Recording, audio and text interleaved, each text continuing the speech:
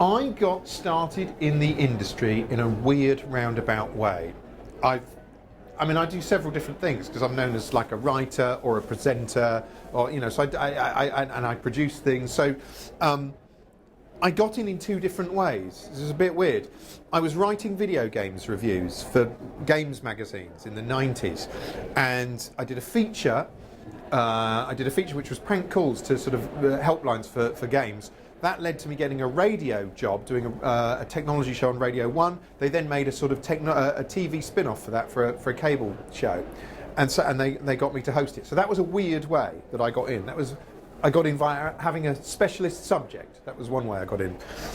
At the same time, I started doing a sort of comedy website called TV Go Home, where I was writing anonymously parodies of TV shows, and that started catching on. People started looking at it. I guess a sod would say it went viral, like that. But that was basically what happened.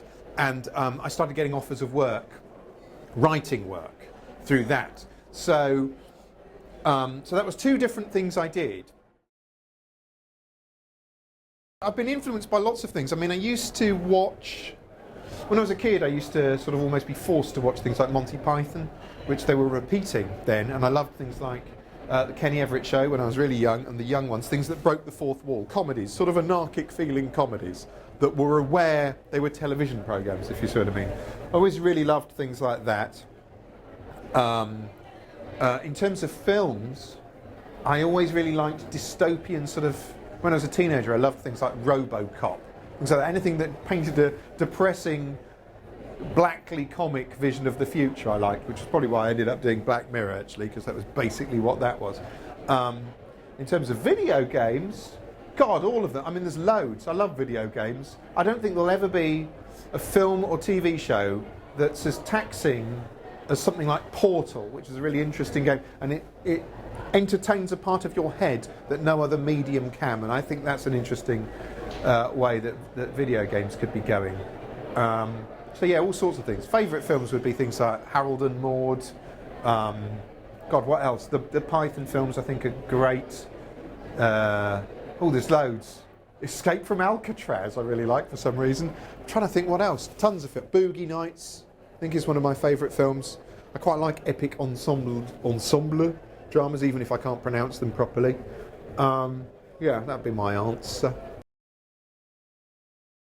Good piece of advice, actually. Do exactly what you would like to do in exactly the way you would like to do it, even if you're not very good at it yet, but do it, because as you get into the industry, the first things you'll be doing, you'll be having to compromise things, and it takes a while to get to a point where you have enough, not clout, but people will trust you enough to let you do what you want. And the only other time you'll have that is before you're in the industry. So you might as well start doing that at the start. And if you do that, there'll be a really strong flavour to what you're doing. Don't try and ape everything else.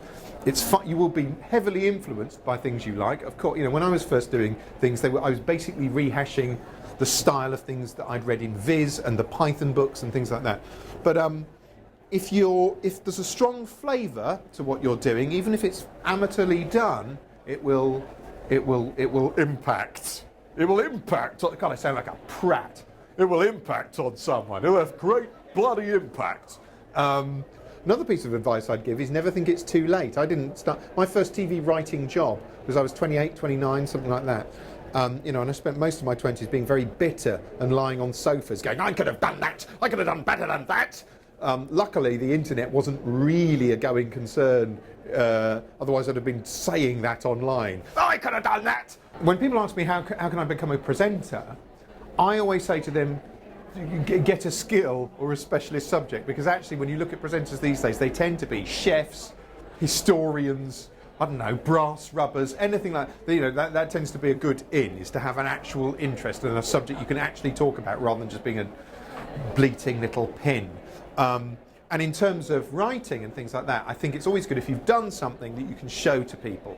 So what I was doing, quite by accident, it wasn't a sort of career move, I was just doing it kind of to amuse myself, but it meant that I built up a portfolio of work. I was doing something simple that I was updating regularly, and that's the other thing I always say to people. Think of something simple you can do that shows off your talent, update it regularly, and you've got something, you can show it to people. Because people in TV, They're always looking for nice, great new original things. It's very hard to find them, and they don't have the. It's not they don't have the imagination, but they need to see it. Do you know what I mean? You can't just expect people to give you a job. And if you've built, a backlog of stuff you've done, it's always worth doing. Always worth having something to show people, and also you've had the experience of doing it. If I was starting out now, I'd be trying to make short films, I think, and put them on YouTube or something. Everyone does that, but you might, and the first ones you make will be dreadful, but eventually you'll get good at it.